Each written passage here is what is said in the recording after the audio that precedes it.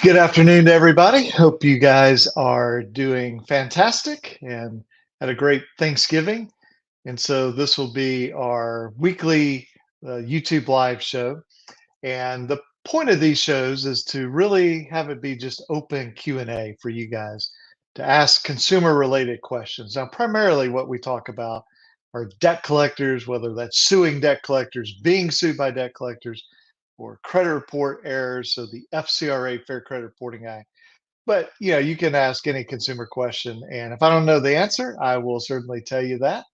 And good to see everybody that is on here. And it looks like let me pop up this question here. So, recently received a letter from Wells Fargo stating that I enrolled in identity theft protection in 2011. Wasn't authorized. What violations is this? So, LA Law, I would ask you, is that showing, first of all, is that really 2011, like 12 years ago? And is this something they've been billing you for? Like this is, $20 a month or $5 a month, or what is this?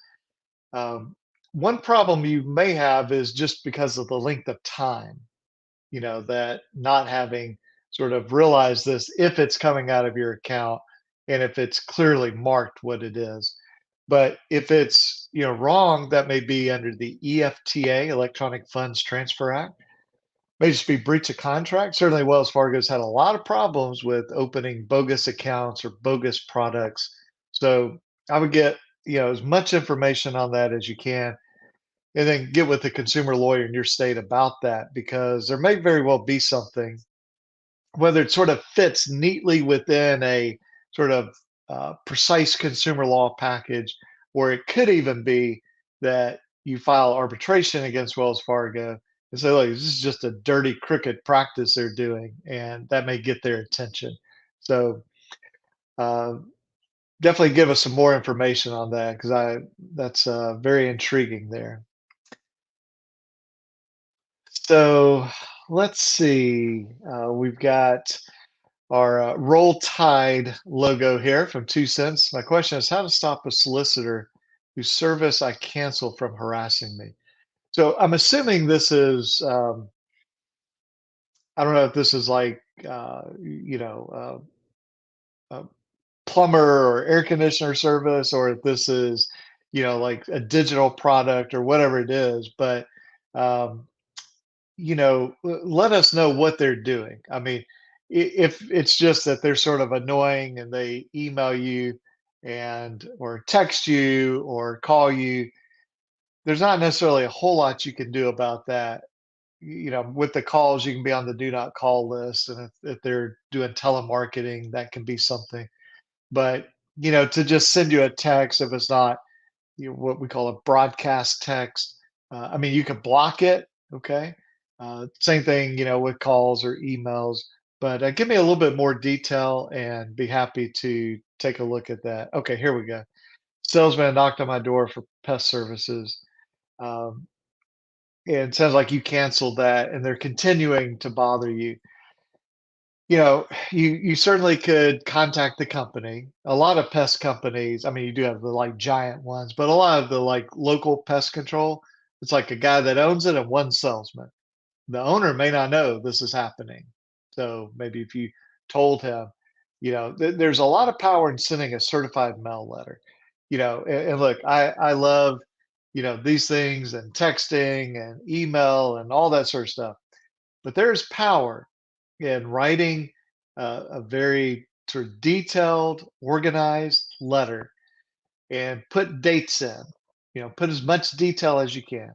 And you send that certified mail to the owner of the company. And the fact that we have all these sort of easy communication, right? Texting, emailing, that makes it even less likely people send stuff by certified mail. So, I mean, most people won't send a letter. So you send a letter and by certified mail, it really gets somebody's attention. That may be enough where they go, oh my goodness, something's going on here. Let me shut this thing down as far as the salesman harassing this guy. So I would look at doing that. If you had a contract with them and it had an arbitration agreement in it, you could potentially file an arbitration claim and say they're harassing you. So one way to think about arbitration. So arbitration is just you've got court over here with like a judge and jury. Arbitration is typically one person. Normally it's a lawyer and sometimes a retired judge. And but there's no jury, there's no you're not in court, you're in this private organization. Uh, an advantage of arbitration is it's easier for the arbitrator to sort of do the right thing, even if there's not a precise legal theory to get there. Okay. And in court, a judge may say, wow, they really did you wrong, but technically there's no legal theory that works here. And I'll just tell you, this goes back, oh my goodness, probably 25 years ago. I was working on an arbitration case, and the senior partner at the firm where I worked, this was two businesses fighting, and there was a damage limitation. It said no matter what happens, you can never recover more than X dollars. Well, we argued in the arbitration, just ignore it, okay? And you're arbitrators, you can do what you want. And they did. And they awarded us, I forget what it was, 20 or 30 times the what the damage limitation was. Now the company went crazy and this is unfair. They went back to court where we started and they forced us into arbitration. They go back to the judge and he just laughs at them, says, hey, you boys wanted to be in arbitration. Don't come crying to me.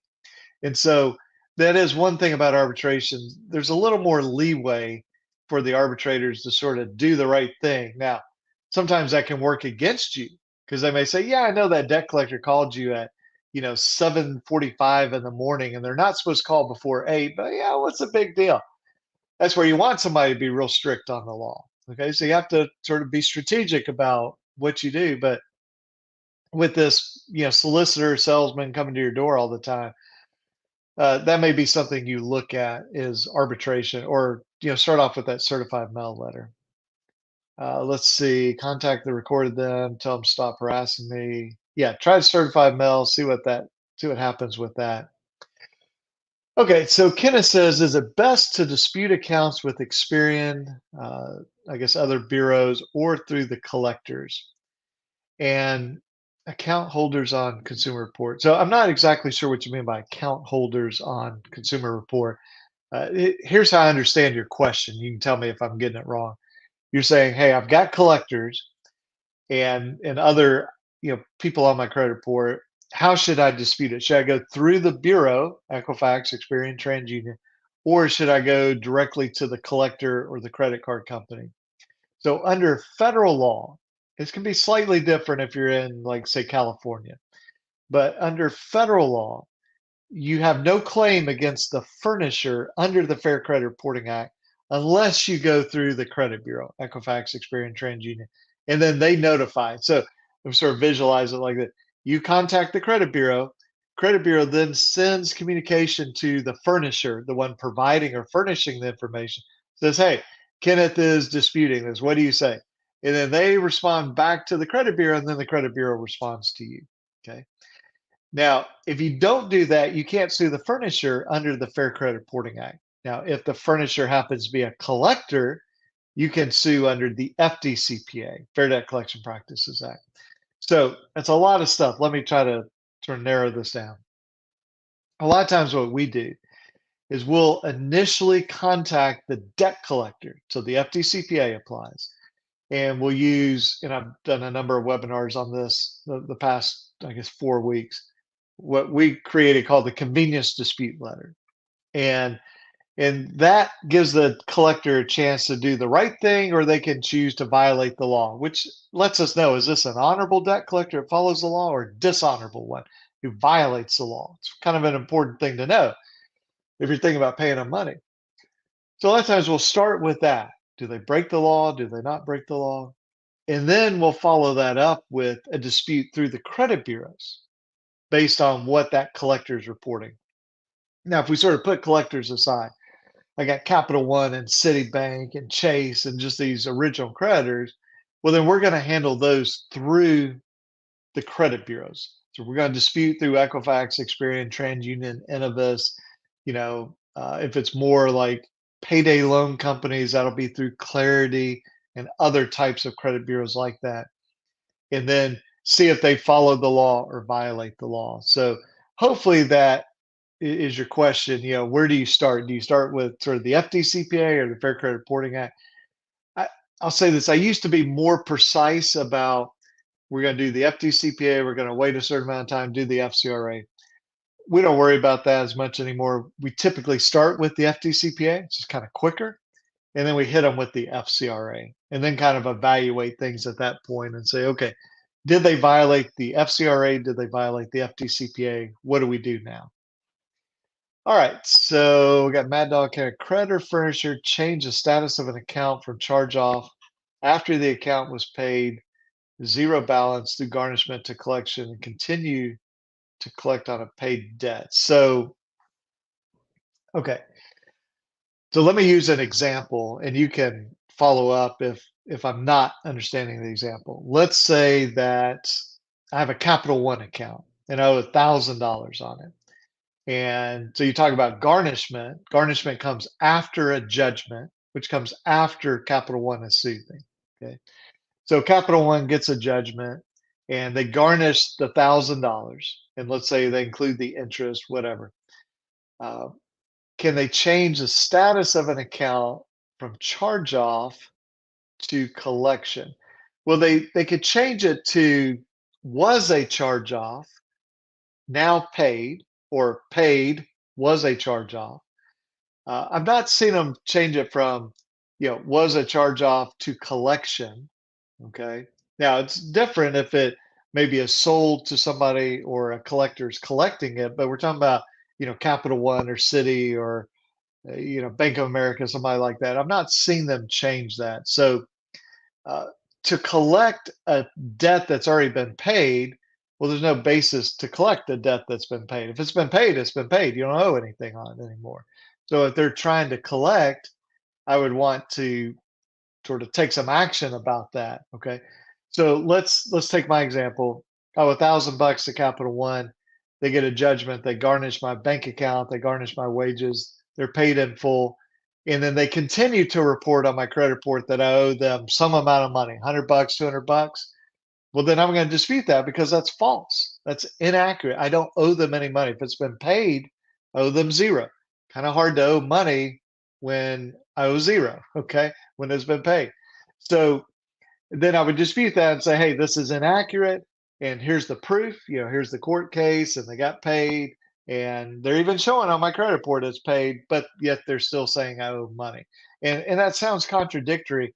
And that's a big problem on credit reports. There really are a lot of contradictory things where, let's say that you're 20 years old. So you're born in what, 2003, 2003.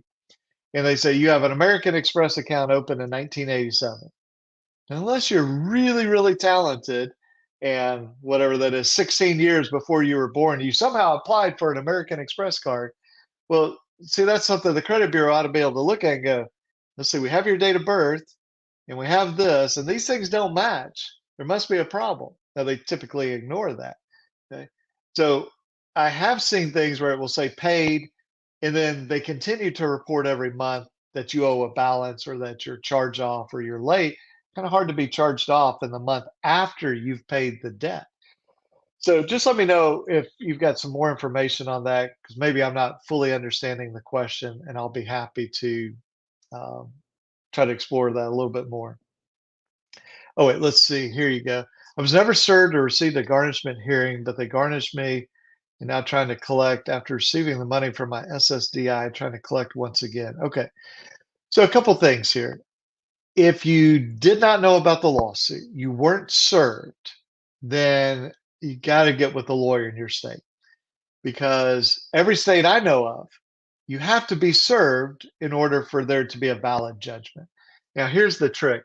A lot of lawyers misunderstand this and they go, oh, well, after a default judgment, you have 30 days to challenge it.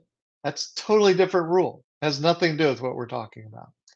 We're talking about there's always a principle. It's under due process under the Constitution. If you're not served, the judgment is void. Every state I know of says that. Now, every state may be a little different how you prove that, but you give it to the consumer lawyer and say, look, I was sued by whatever, Capital One. I was never served. Can you look at this and see if we can fight this? How much does it cost? Does it make sense? The second thing is they should not be getting money that's Social Security money.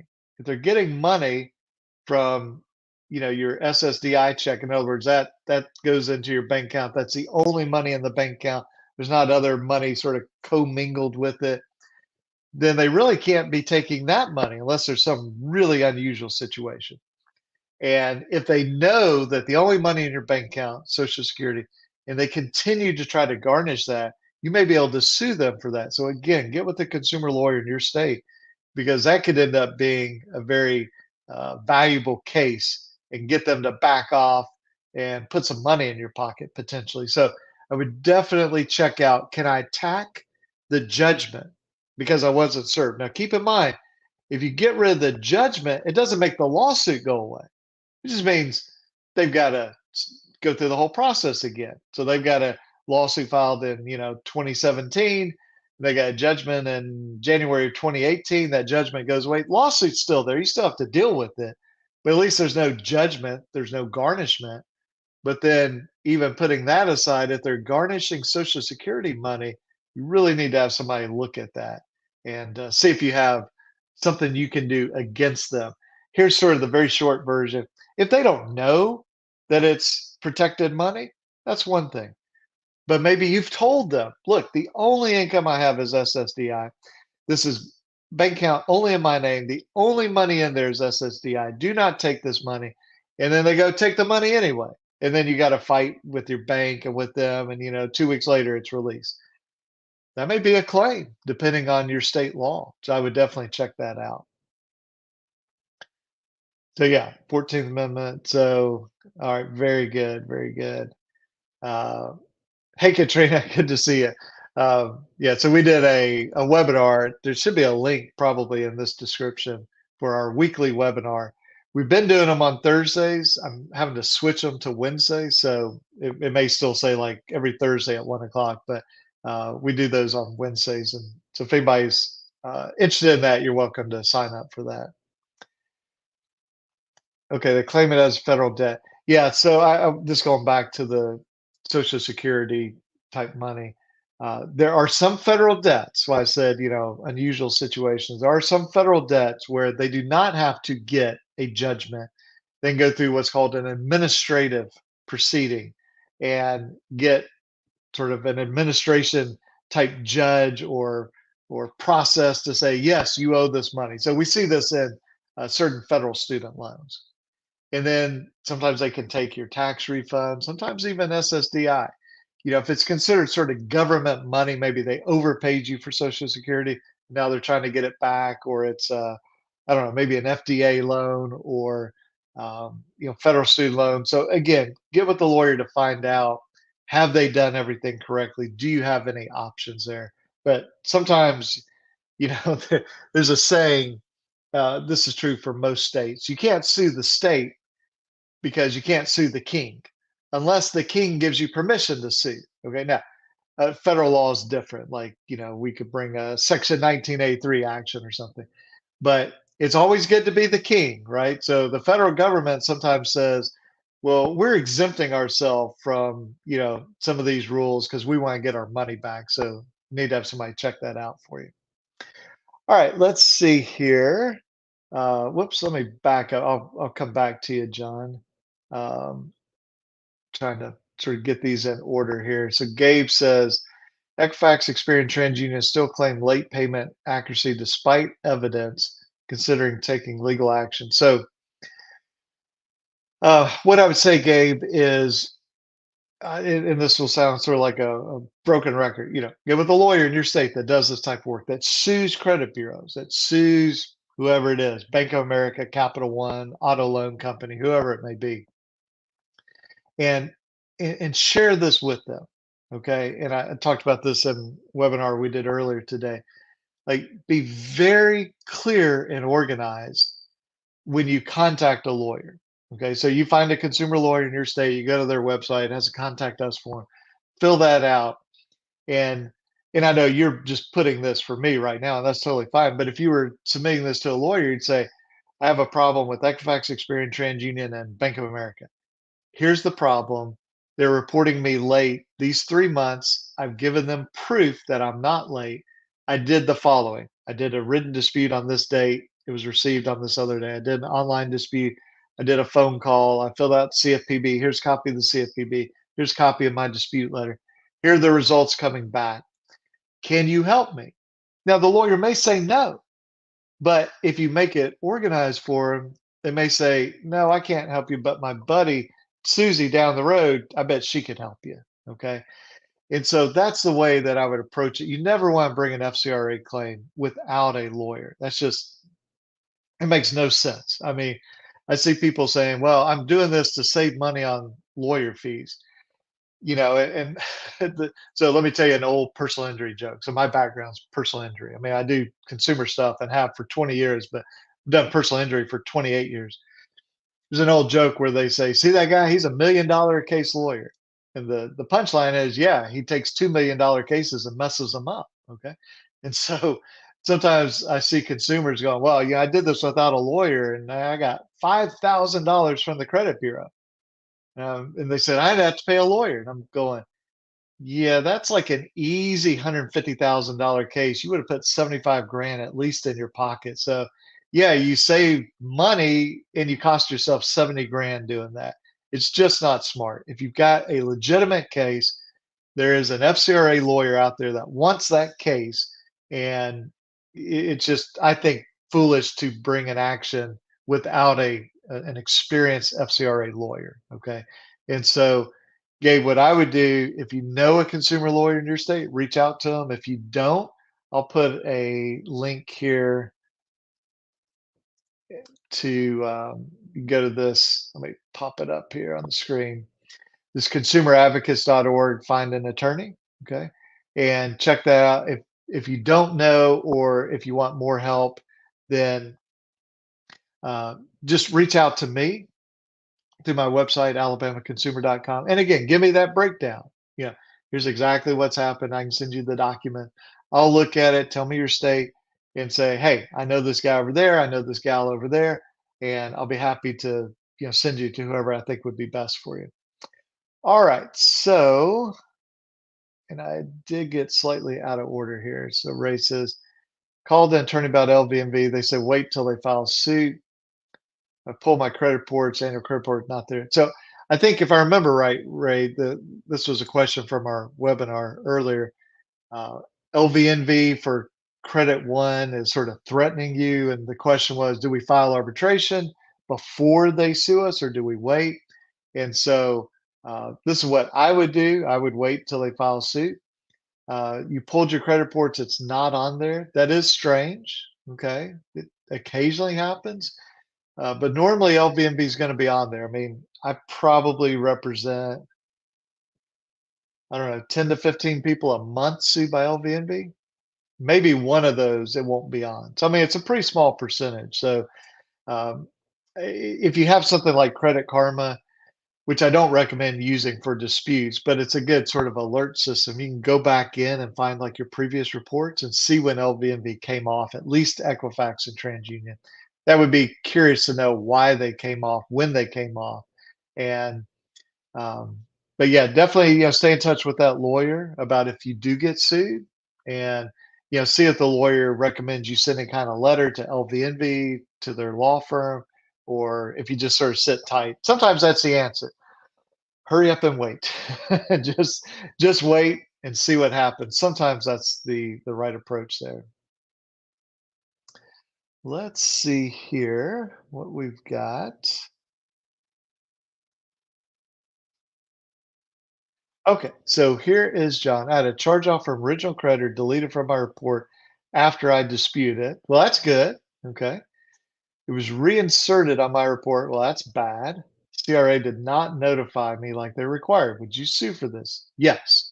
So what John's talking about here is under section 1681, and I believe it's under I for investigation. It says if something's deleted, then if the credit bureau goes, you know what, we want to reinsert that on your report, put it back on there again. Well, then they have to give you a warning. it's like 5 days, maybe 5 business days. And they have to tell you, hey, look, John, we took that off.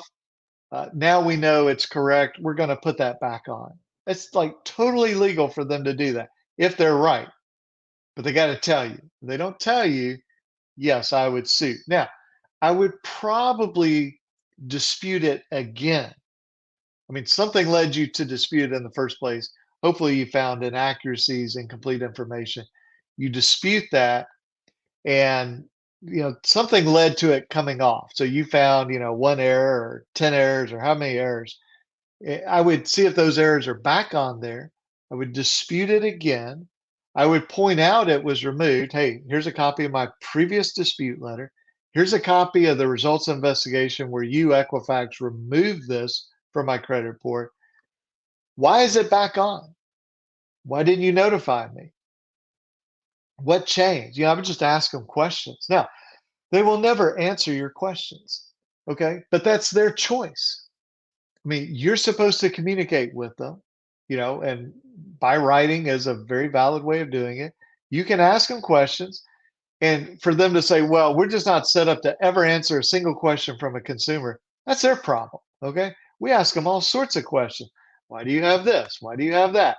Why does this contradict this over here? Please explain this to me. They don't answer any of those questions. Hey, that's their problem in trial, okay? So I would ask them these questions like, why did you take it off and then put it back on? And you put it back on with all the same errors, including these 3 new errors or whatever it is.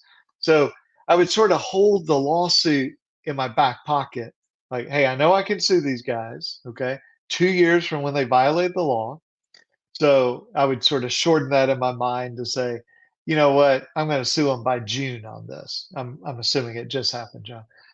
But do another dispute, see what happens. Maybe they take it off again. I'd still sue them, okay? But maybe they verify it and they don't answer your questions. Maybe you call them after that. Record the call if it says all calls may be recorded. Now, obviously, you have to make that decision, but that's what a lot of our clients do. Record the call and say, why did you do this? Like I sent you the second letter and asked you, and you didn't answer any of my questions. Why did you take it off and then put it back on without telling me? You will get the craziest responses on the phone by the credit bureaus. They're just like, so I don't know if you guys use Chat GPT, the AI, very powerful, has tremendous potential. It also hallucinates. It'll just completely make up case law.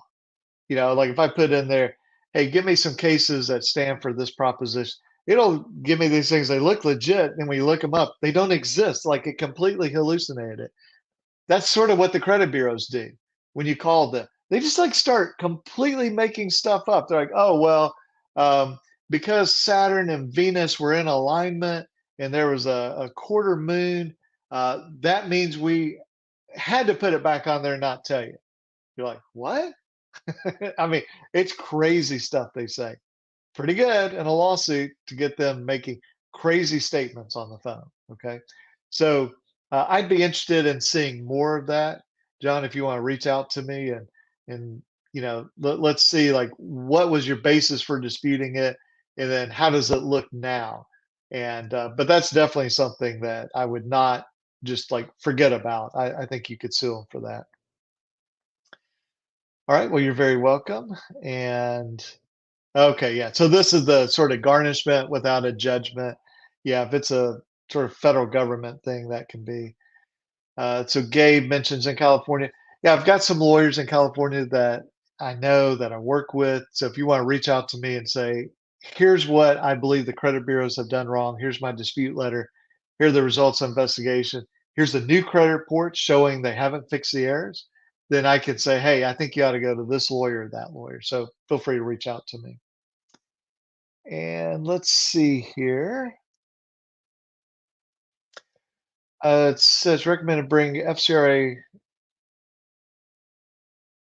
Yeah, okay. So I think we just left out a word. I don't recommend you bring FCRA without an attorney. You should always bring an FCRA claim with an attorney. Frankly, same thing with the FDCPA.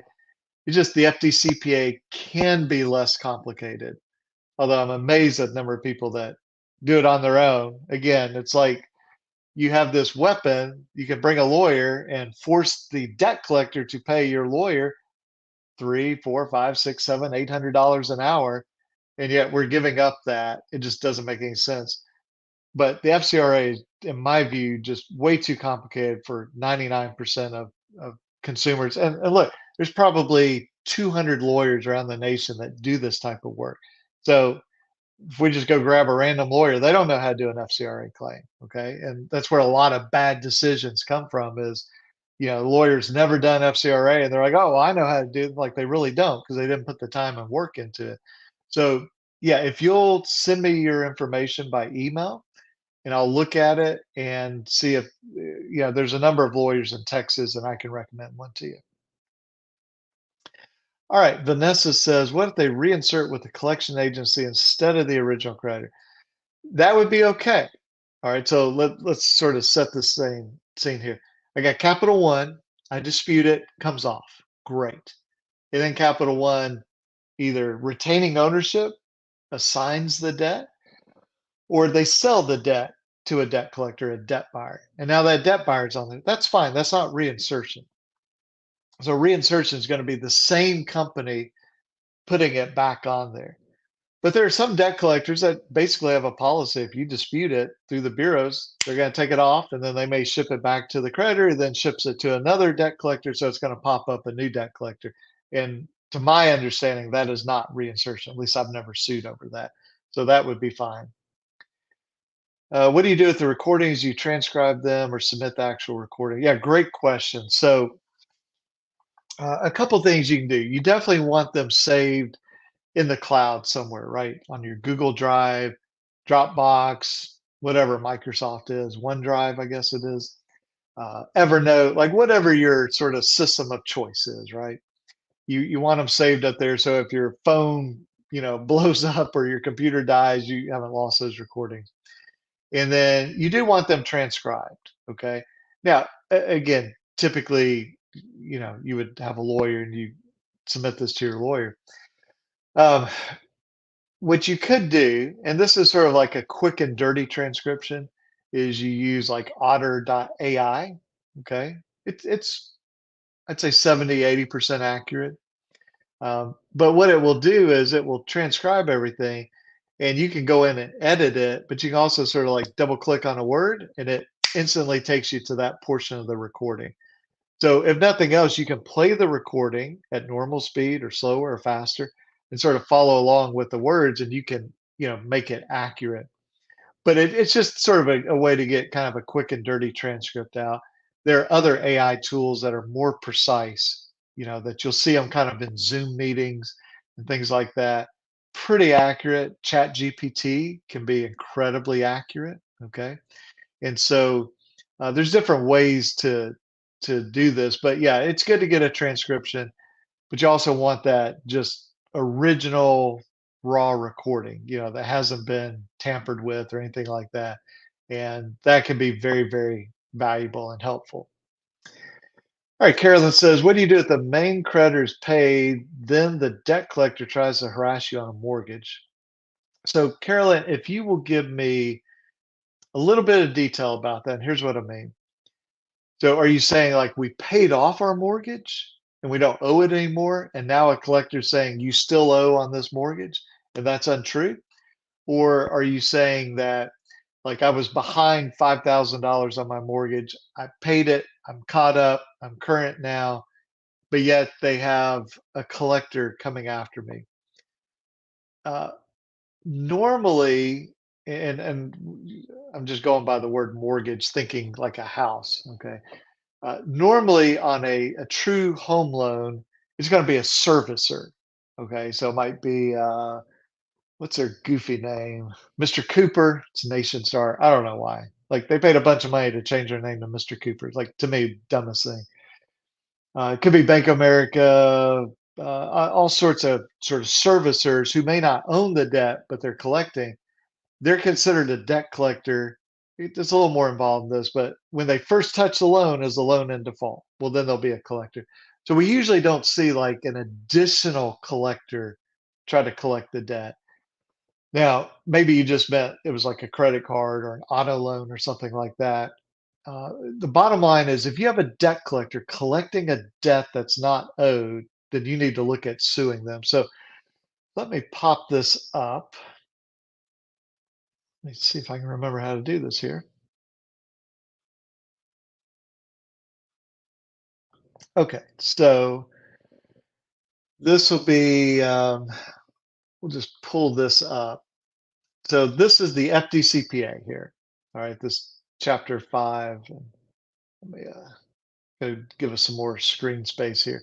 So section E is false or misleading representation. So it's any kind of deceptive, misleading, anything like that. Okay, a little bit different than sort of formal fraud under most state laws. This is a more relaxed standard. Okay, and so you can see here this language may not use any false, deceptive, misleading representation.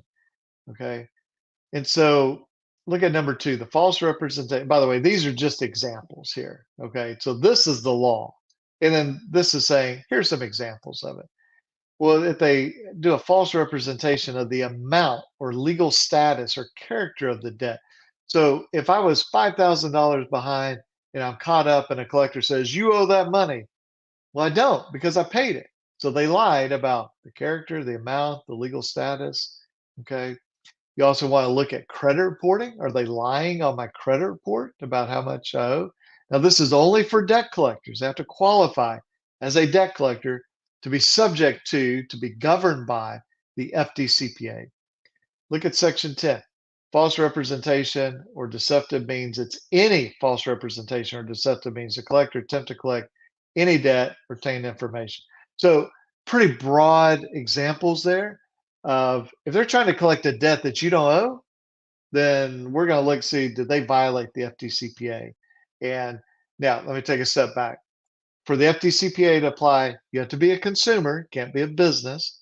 It has to be consumer debt. So this can't be an investment house. This has to be a house that you were going to live in, at least originally. And then they have to violate the law. Okay. So we've got you as a consumer, consumer debt. Oh, I forgot this one. I mentioned a second ago. They have to be a debt collector under the law. And then they have to violate the law. So we're looking at the violation of the law. So they're trying to collect something you don't owe. They violated the law. Now we got to sort of back up and say, is this a debt collector? Is this a consumer debt? Am I a consumer? Am I a human being? Okay. If this is an LLC owns an investment house, then that's not going to qualify. All right. Let's pull up the next one here. Rated arbitration as well. And yeah, I think what we were talking about is, like bringing an FCRA claim or something like that. And I'll just tell you my approach, which we've been preaching this for many years. Lawyers are slowly coming around to doing what we're doing, been doing for many years. We file everything in state court. Okay. Why do we do that? The credit bureaus are going to remove it to federal court. Okay. And if they don't, we're happy to be in Alabama state court, but they're going to remove it. The reason we do it that way is if they remove it and then they challenge us on this doctrine called standing, and standing says you have a concrete injury and it gets a little confusing. And if you don't meet the requirements, you get kicked out of federal court. Well, in my state, let's say you file in federal court and then you get kicked out and the statute of limitations is run, the time period to sue, you're out of luck. If you file in state court, you get removed to federal court. Then the federal judge says, well, you don't have standing. They have to send you back to state court. So it's a defensive mechanism. We don't like go directly to arbitration. We file in state court, they remove it to federal court, then we may go to arbitration, or we may stay in state court and then go to arbitration. But we have sort of a home to come back to. If we go get an arbitration award, the defendant can go, what's that worth? It's a piece of paper. Well, then you got to go to a court and turn it into a judgment. Well, why not start off and file the suit? And you've always got that home to go back to say, hey, judge, we went to arbitration, we got an award. Judge goes, boom, now it's an order. Now you can, execute on that judgment. So I wouldn't ever file like an FCRA case directly in arbitration. Certainly wouldn't do it without a lawyer. And this is a controversial statement. Okay. I just had a conversation with a lawyer today about sort of our approach. And we don't file stuff in federal court. We file it in state court, everything in state court. And then sometimes it settles in state court, so it never gets to federal court. A lot of times it's removed or transferred to federal court. We don't care. We're comfortable in federal court, but we have a home to go back to in state court. And these defendants love to make this standing argument. So what's hilarious is they'll remove us, and we even tell them, we go, look, you remove us, don't challenge standing, because that's sort of contradictory. You're yanking us into federal court saying that the court has power, jurisdiction, and then you're saying the court doesn't. And, they'll ignore that, and then they get the judges upset at them. And so anyway, it's just kind of funny to watch them squirm. All right, so would you sue for reinserted trade lines put back on Consumer Reports? Yeah, so Anthony, we talked about that a little bit earlier. I would still dispute it again, most likely. I dispute it for some reason, because that's what we're talking about. If we dispute it, it gets removed and then it gets reinserted without being given a 5-day warning. You can sue for that. I would dispute again. There's some reason I disputed in the first place. Probably they didn't fix the errors. And so it just makes a stronger case. But to answer your question, yeah, if I identified actual errors, I disputed it through the Bureau deleted it, and then the Bureau reinserted it without giving me the 5-day warning, yeah, I would sue over that. Let's see, I've charged off on my report, but so much of the trending data payment history is missing, says blank or Indd. So Indd would be for no data. When all the bureaus can sue if they don't fix this or delete the item. We are suing on this. This is kind of a new thing that, maybe some other people were doing it, but it's really something we pioneered. So I'll say this, we're suing in sort of our home state right now because we have very good judges who are very strict about following the law, which is what we want. There are other courts that are a little more, they're going to say, well, I'm going to do what I think is best. And we typically would label these like a conservative judge is like just by the book, going to follow the law, whether they like it or not. A sort of more liberal judge is going to say, well, I'm going to do what I think is right. Well, the problem is, like most people in my world say, oh, we love all the liberal judges and don't like the conservative judges. I kind of like the conservative judges because I want the judge just going to follow the law. Okay. Because the law says, got to be complete, got to be accurate. You can dispute incomplete, you can dispute inaccurate. If they can't make it complete and accurate, they must delete. I want a judge to follow that law. So I would say if you have that situation, John, reach out to me. Let me see what you're talking about. Let me see if you've done disputes, what state you're in, and be glad to help you any way I can. All right, Derek says, judge said lawyer from Midland did not need to provide contract between Midland and the original creditor. I filed demand to dismiss and arbitrate. Thoughts on arbitration with Midland? So very good question. So I think it was in 2007, we developed something that we call the owe versus own distinction. And this has to do with companies like Midland.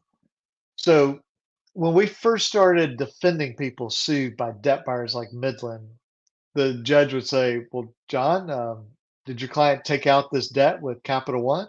Yes, Your Honor. Did they pay it off? No, Your Honor. I said, well, John, looks like you're going to lose. I said, no, Your Honor, respectfully, that's not correct because Capital One didn't sue me. Midland did. And while they may can prove I owe a debt, Midland must prove it owns the debt.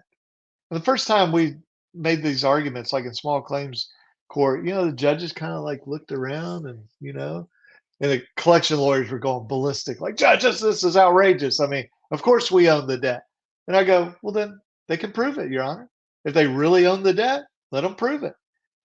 And judge is like, well, would they bring the suit without owning it? I'm like, I don't know. It's time for them to prove, not to speculate.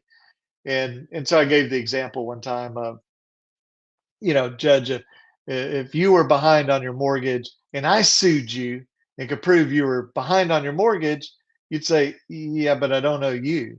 And I go, well, don't get caught up in who you owe. You owe somebody, so you have to pay me. And yeah, the judge kind of grinned, like, okay, I get it. So going back to this, I, every judge kind of treats this differently. You have to know your judges, your state law. Some judges, yeah, take the position they don't need to provide what's called the purchase agreement, sometimes called the credit card purchase agreement, the PSA pooling in, agreement, servicing agreement.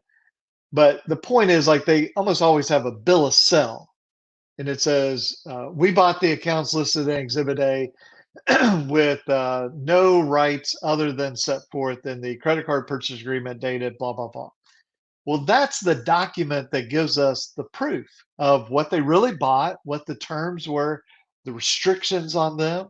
Like, what if it says you have no right to sue our customer? That'd be important to know. What if it says we disclaim any accuracy in any of the records we send you? Well, that's kind of important if Midland's walking into court saying, Judge, we got the papers from Capital One. This is the gospel truth, absolutely true. And then the contract says, don't trust anything we gave. If you think about it, like, say there's a car that's $100,000 car, and you're walking down the street, and a guy in an alley is like, hey, come here. I'll sell this to you for 5 grand. Well, would you expect to get like a full warranty with that?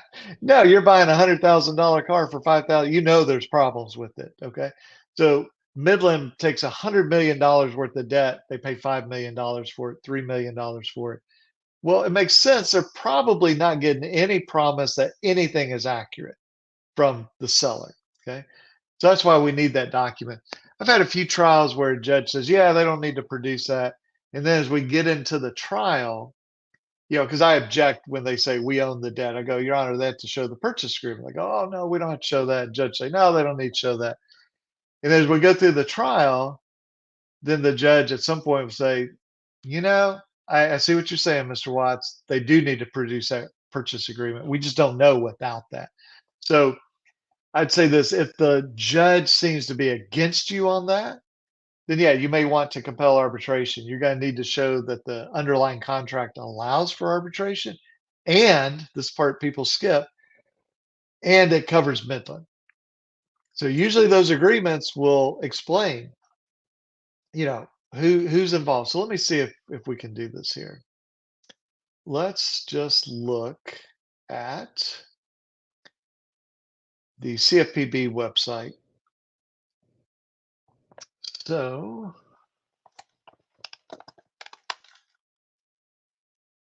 CFPB, well, for some reason my keyboard's not connected there. So it's the credit card agreement database. And so we'll just pick Synchrony Bank. Okay. So let's try this. And well, I tell you what, let me just we'll take this Belks. Let's see if we can pop this up. Okay, so this is on the screen. So we'll just search for arbitration.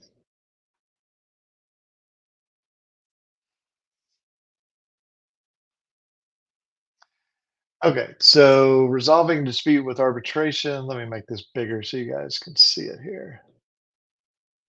Okay, so the first thing is, does the credit card agreement provide for arbitration? Because sometimes they don't. And they may typically do it, but for your particular type of card, they may have stopped doing it. I mean, we did an arbitration with Capital One in 2007 with Jams, and it was kind of funny because Capital One's like, we have to arbitrate. We said, okay, we'll do Jams. They said, okay. And then Jams sent them a bill for like 30 grand. And, Capital One had like a stroke about that. And then years later, they took all arbitrations out of their agreement. So you have to see if it's in there.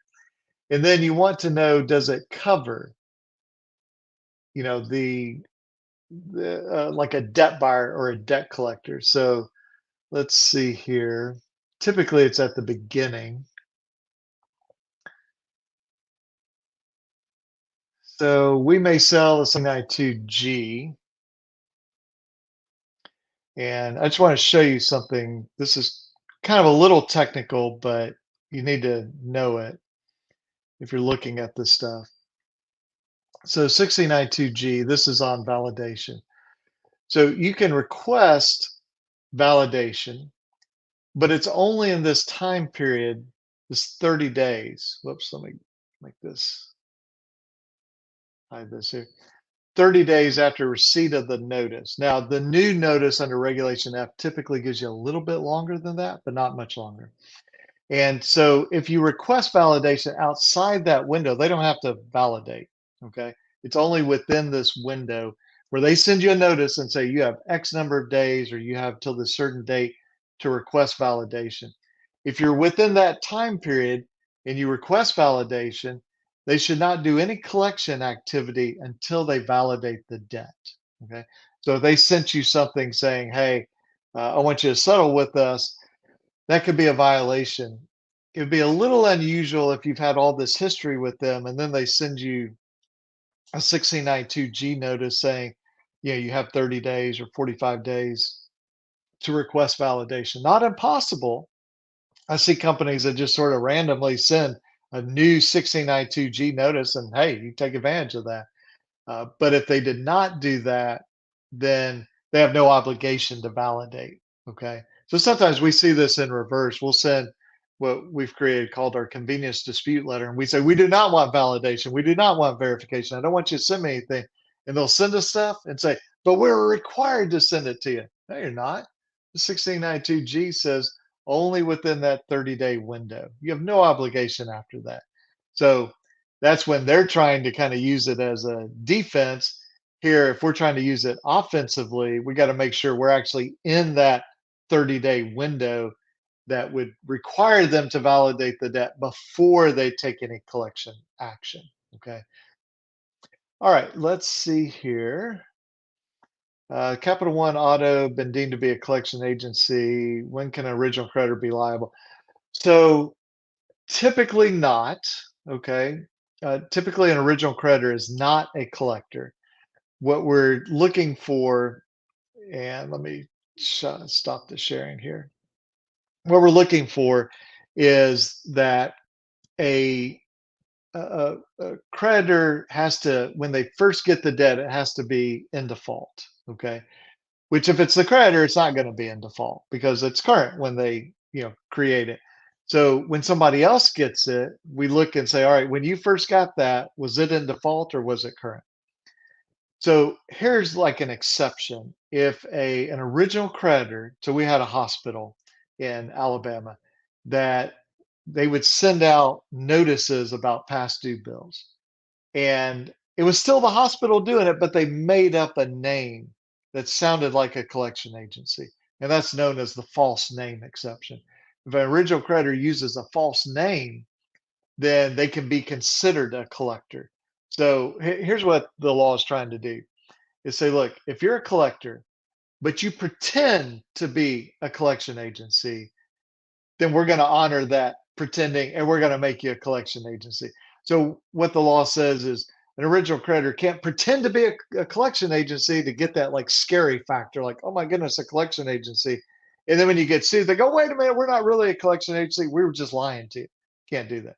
So if they're going to pretend to be a collection agency and it's not like, I mean, like Capital One Auto, recovery is probably not enough, but it's, XYZ collection agency and it just secretly is Capital One, then yeah, that might be enough. So it's a hard standard to meet, but just in general, an original creditor is not going to be a collector under the FDCPA. Now, if you happen to be in Florida, there's the FCCPA, kind of like the FDCPA, not exactly, but it does apply, at least to some extent, to original creditors. There's the Rosenthal Act in California, applies to original creditors. And so you may have some state law that helps you, but just under the FDCPA, creditors are not going to be covered unless they're lying about who they are. All right, so let's see here. John Miller says, Can bureaus such as Experian or LexisNexis re-add information in the future after it was disputed and deleted? So this is called reinsertion. We've talked about that a little bit earlier in this, broadcast. That if you identify legitimate errors, so inaccuracies, incompleteness, you dispute it, it gets deleted, which is always a choice by the credit bureau and by the furnisher. If it's deleted, and then later the same company, so it was Capital One Auto, and they deleted, and then 3 months later, Capital One Auto pops back up on my credit report with that same account I disputed. That can only happen legally if the credit bureau has told you 5 days ahead of time, hey, we're going to re-add or reinsert this onto your credit report. If they don't do that, they violate the law. Okay. And my protocol is we dispute it again, sort of on the merits of, hey, this account has all sorts of errors. And we would say in the letter, why did you reinsert this? Why didn't you tell me? Okay. They won't respond to that. Okay. So later when they make up something, they go, oh yeah, we did mail that to you. Go, no, you didn't, because I disputed it, after you reinserted it and asked you why you didn't tell me about it, and you didn't respond to that because you knew you hadn't told me about it. Okay. And so you sort of tuck that away in your back pocket. You say, you know what, I can sue these jokers for doing this. I can sue the credit bureau, but let me dispute it again, because maybe I'll have a better lawsuit. I'll have the reinsertion and just sort of a normal, they did a lousy investigation. And maybe I can sue the furnisher for doing a lousy investigation also. All right, let's see. Good. Yeah, so let me give you kind of two things, and I will pop this up on the screen. So you can go here, alabamaconsumer.com, or my email. I can type john@wattsherring.com. So if you do this thing that's on the screen, it'll just be a form. You'll get sort of an automated email back. You can just reply to that and say, hey, here's the details. Or when I reach out to you, you can do that.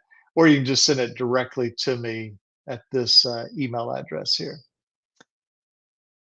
All right. Let's see. You're very welcome, Derek.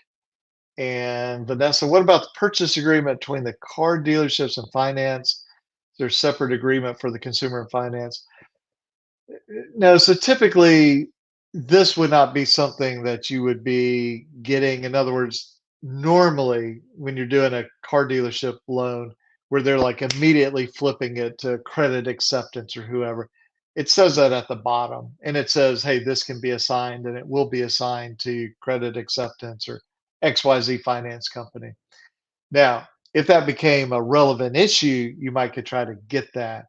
But again, from sort of a debt collector standpoint, if it's not late when it gets transferred, then that new company is not a debt collector. Okay.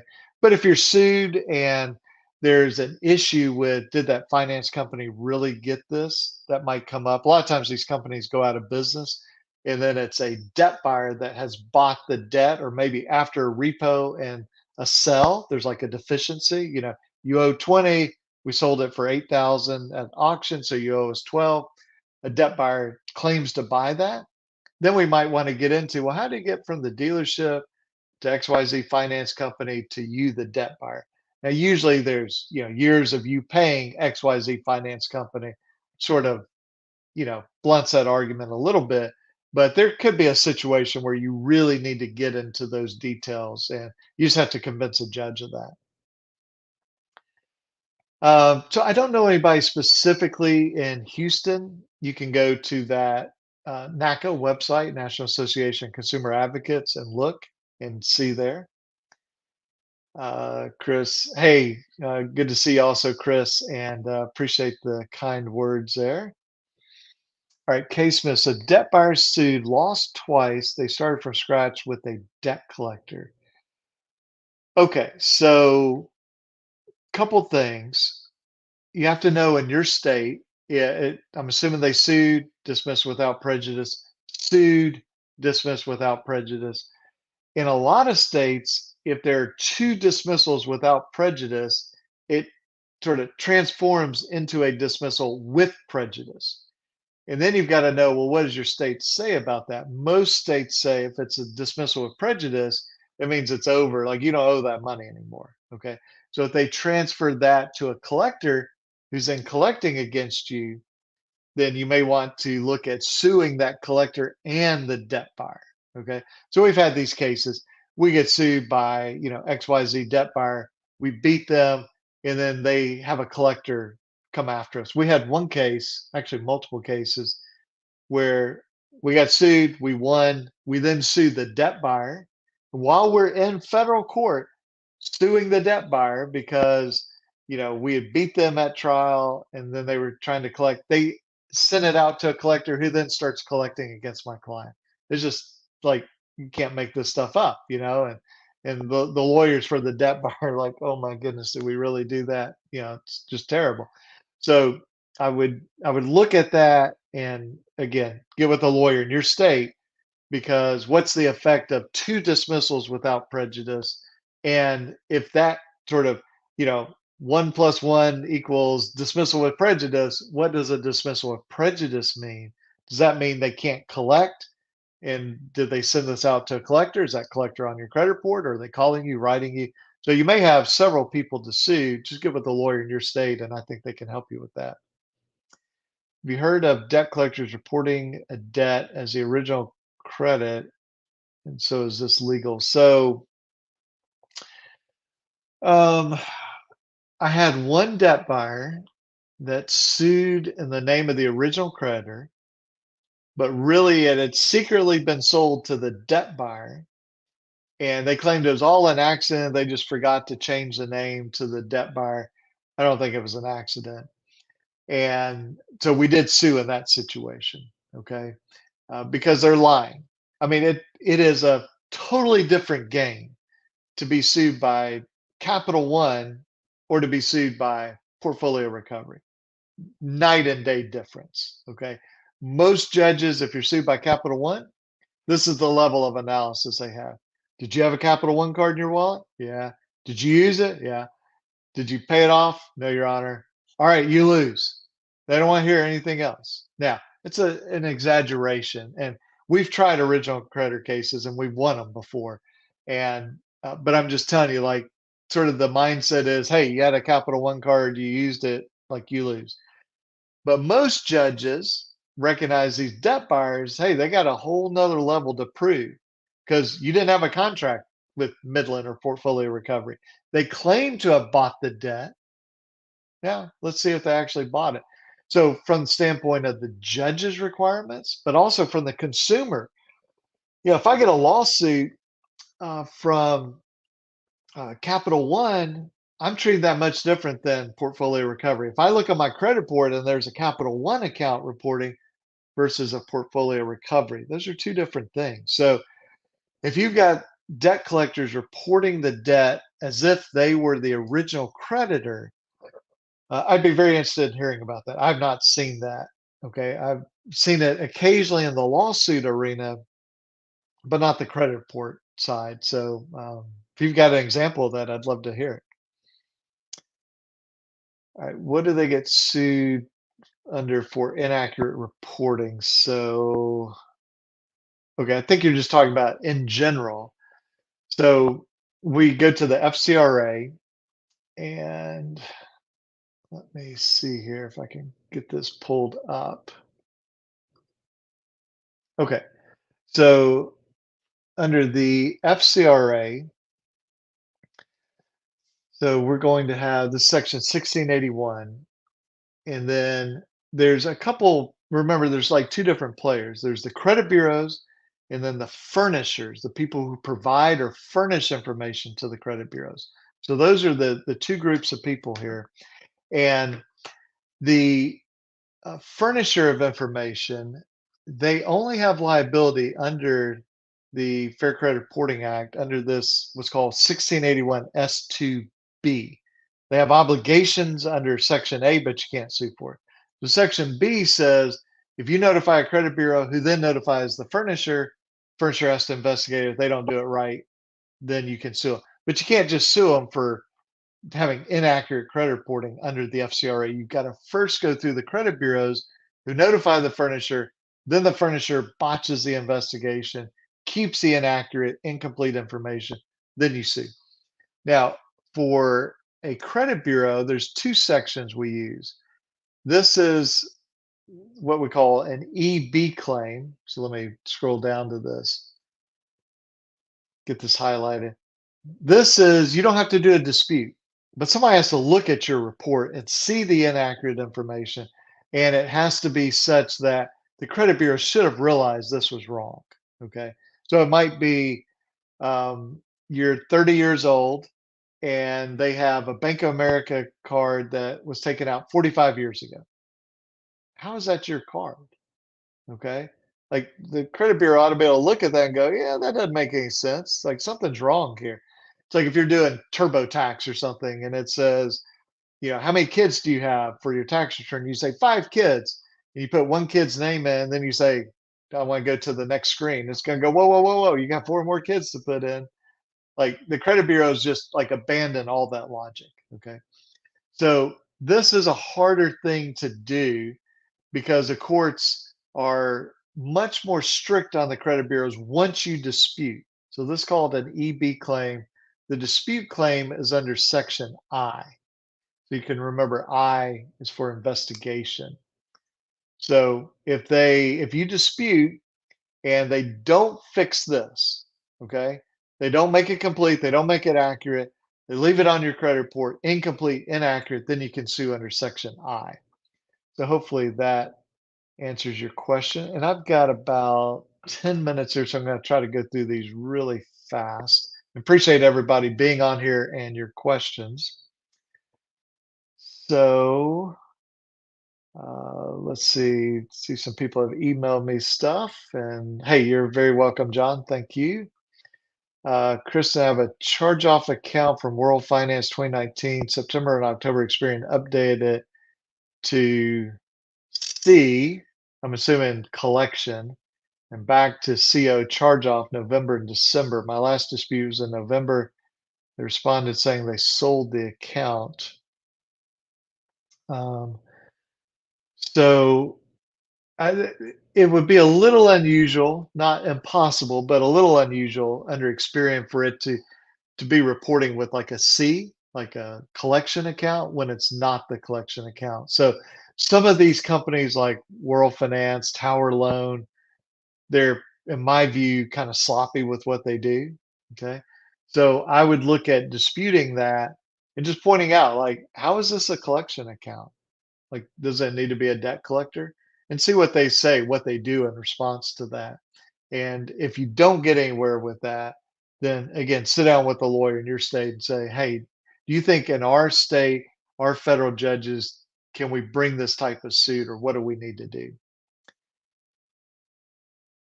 All right, let's see. If we're all here watching, ask questions, kind of to give a like, oh, well, you're very, I appreciate that.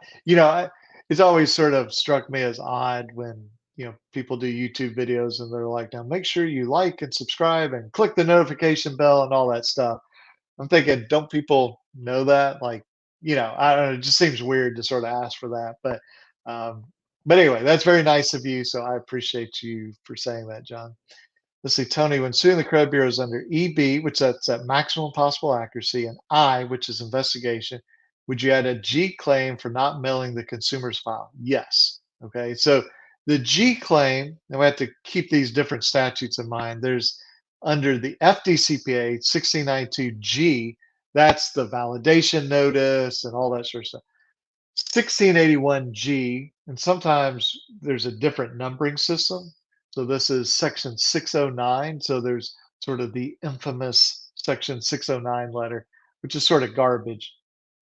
But section 609 or 1681G is a legitimate section. It says you're entitled to receive your full file disclosure. Credit bureaus don't really give that to you. There are some judges that sort of excuse them from doing that. Okay. But we always ask for it. And then we put that in our lawsuit if we have not received the full file notice. I don't really bring a case just under Section G. It's sort of an add on claim. I want the the EB, if I have a credit pull with that inaccurate information, and I think the credit bureau should have known it was wrong. Definitely the I claim because I've done a dispute, they didn't fix it. And then the G claim when they don't send me my full file. So very good question. Let's see, Chris, if sued in small claims court, there's arbitration exemption for small claims. Is there any strategies for forcing arbitration beyond countersuit? Yeah, it's a great question. Sometimes the arbitration agreement says um, we have to, like, between the two of us, the credit card company and you, the consumer, we have to arbitrate any dispute except we're allowed to bring, or you are allowed to bring, a small claims action.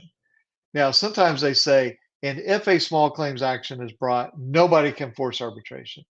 Other times they will say, you can still compel arbitration, but you are allowed to bring a small claims case. And then they'll say, if you counterclaim beyond the jurisdiction, the dollar limit for small claims, then we can go force arbitration. So, what Chris is asking here is there any strategy for forcing arbitration? You know, you got to read the contract. If it says like anything brought in small claims cannot be arbitrated, then most judges are going to enforce that. But usually it will say you can compel arbitration. And look, that can be good or bad. There's sort of a theory out there that, like, if you just arbitrate these debt buyer cases, they go away because they don't want to pay the money. Well, I mean, let's not give them too much credit, but they're not dummies, okay? And if they realize that, hey, word has gotten out, if you just say I compel arbitration, and they just walk away from 5 or 10 or $20,000 in a claim, then everybody's going to do that. So we've seen companies, people come to me that did this on their own. They're like, hey, I got sued for $1,000. I compelled arbitration. Why in the world did the debt buyer like stroke a check for 4 grand to the arbitration company when it's only $1,000 claim? I'm like, because they're sending you a message. They want you to tell your friends, and they want everybody to know that they're not some easy target because of arbitration. The irony is they did arbitration to like really hurt consumers, and now consumers have flipped that around on them, and now companies are like, hey, arbitration's unfair, but they'll still oftentimes pay the money just to send a message to you. Okay. So you certainly, have the right to bring an arbitration claim if the contract allows it. But otherwise, I would look for some, FDCPA or FCRA claim. And I'll just tell you, I don't do counterclaims. Okay. If I have a case, I'm going to file that as a separate case. Now, they may try and combine them, but I don't like a counterclaim. But that's, kind of my strategy. But if you have an FDCPA, FCRA counterclaim, then that may certainly get it into arbitration. Let's see here. Is it accurate for an account to report all on-time payments and then a 90 days past due? Reasoning is they gave a 90-day grace period. So the only one I ever see this with, Sosa, is federal student loans. And the argument is we're not allowed to report you as 30 or 60 days late. And like I understand that, but we still have the FCRA, and we still have the credit bureaus who are obligated to follow the FCRA, and they're supposed to report completely and accurately. And to go from current to 90 days late seems a little contradictory. Now, you have to be careful bringing that claim. Okay. I think you need more than just that, because it's sort of an easy argument for the defendant to make on the surface. Okay. Now, if we go deeper, we can realize why this is not valid, but sort of a surface level argument to the judge. Oh, judge, they're complaining because we reported better than they were actually doing. And so you want to take that away from them and have more to your case than just that current to 90 days. Okay. And, we can point out, hey, if you can't make it accurate, just delete the account. Like, no requirement that you credit report on me. But if you do credit report, got to be accurate, got to be complete. If you're seeing this in a non-federal student loan, I'd be very, very interested in that. The federal student loan, there's, I think, a Department of Education regulation on this. But if this is like a credit card, a car loan, I mean, they don't have any of that protection. Okay. All right, let's see here. One thing on my credit, $323 electric bill. I'm assuming that's a collection account.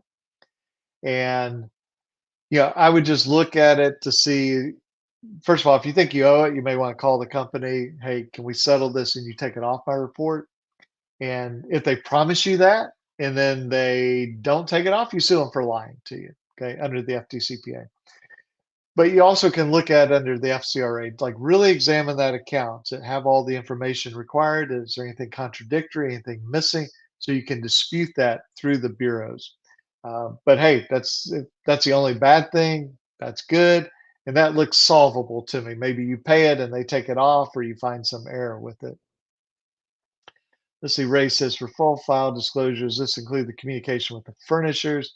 Usually not. It's just going to be things that would be collected on you, but not necessarily the like e-Oscar conversations between the bureaus and the furnisher. So you have the bureaus and the furnisher, the communication portals called e-Oscar. Just think of it like email or a fax number or a pipeline. That's all it is.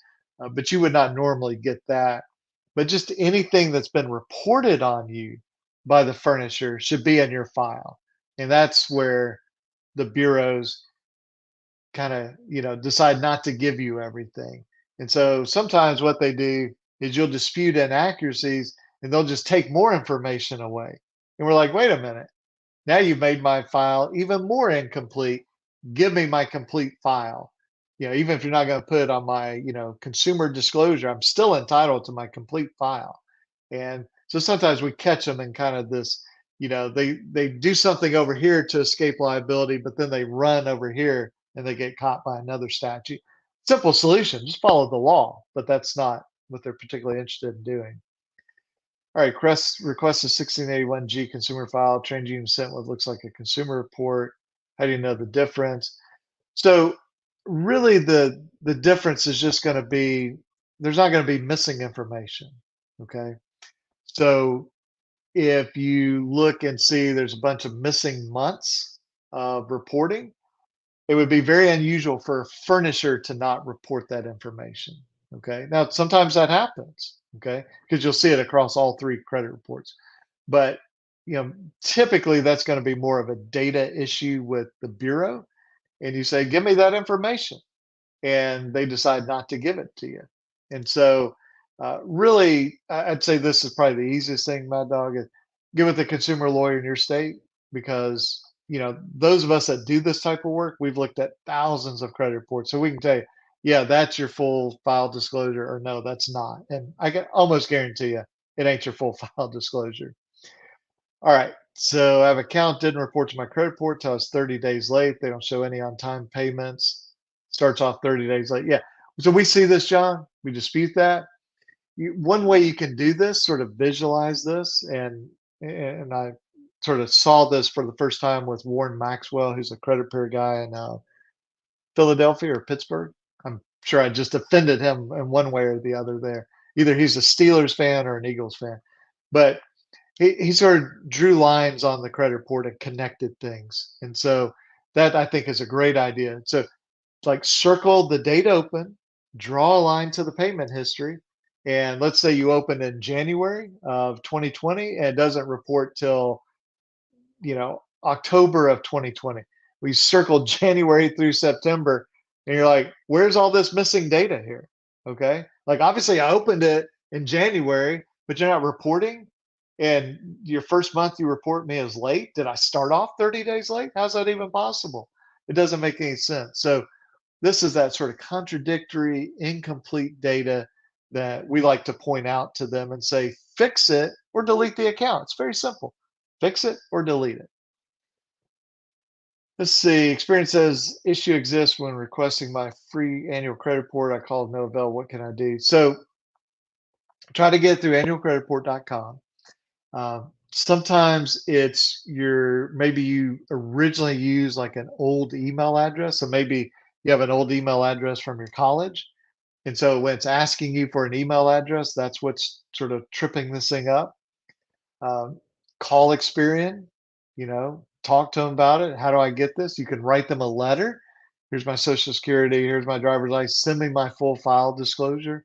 Okay. They're going to have to do something to get this to you. Okay. And let's see here. Yeah, kickoff. So let me go back to, okay, that's really interesting. Yeah, I don't think they have any justification for that. I would definitely dispute that, and I would go after them for that. Um, and they may say, "Well, we're trying to do you a favor." Well, maybe you are, maybe you aren't, but I'm still entitled to a complete and accurate credit report. I mean, if an identity thief steals my identity, opens up an account, and pays it on time, it's positive, but I'm still entitled to get rid of that because it's not my account. Let's see here. Uh, Yeah, just call them and say, "Look, I got some money to settle. If you want to settle," they go, "Yeah, we'll take $250. This is on your like $300 electric bill collection account." Just say, "I'll pay you if you agree to delete this off my report." And a lot of times they'll agree to that because they want the money, and that's totally fine. Let's see, disputed all that and then complete. Yeah, send that to me, so I'd like to see it, and I assume you got results back and they did not fix this. I'd like to see that. Um, is it advisable to file with CFP before filing lawsuit? Thanks. You're very kind. I don't have my clients file with CFPB. I know some people do that. I don't see any reason to it. I really don't care to have them involved. We do our disputes, and whether that's one dispute or three disputes or however many disputes, and then we sue. And I don't worry about CFPB. Once they mess up the first dispute, even if they correct the second or third or fourth or how many disputes we do, if we do any extra disputes, they're still going to get sued. And so it's just a matter of they got to fix my credit report and pay me money. Okay. So I'm just not interested in getting the CFPB involved in that. So I think those are all of our questions, and I've got to run. And I think I just heard my little AirPods like beep at me. So hopefully I'm not like muted this whole time I'm talking. Hope you guys have a great rest of your Wednesday, and we will try to do this again sometime next week. And you guys take care. Talk to you soon. Bye bye.